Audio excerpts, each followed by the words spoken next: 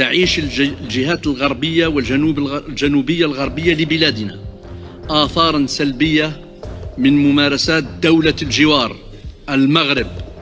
المعرقلة والمدمرة للمياه السطحية العابرة للحدود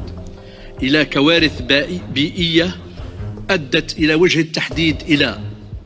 تدهور نوعية مياه سد حمام بوغرارة بولاية تلمسان بسبب تلوث المياه الواردة إليه من الأراضي المغربية. كذلك تراجع حاد في إمدادات المياه من واد غير نحو التراب الجزائري بسبب السدود المقامة في الجانب المغربي من الحدود، مما أدى إلى تجفيف ممنهج لسد سد جرف التربة لفترة طويلة بالأراضي الجزائرية. وعلى ضوء هذه الممارسات السلبية تأثرت منطقة الصاورة بالجنوب الغربي للجزائر، ما أدى إلى انهيار النظم البيئية وفقدان التنوع البيولوجي لا سيما الكائنات الحيوانية والغطاء النباتي، فضلا عن التداعيات الاقتصادية والاجتماعية الجسيمة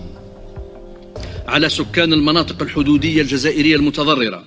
كما شملت هذه الأضرار بالإضافة إلى استفحال ظاهرة التصحر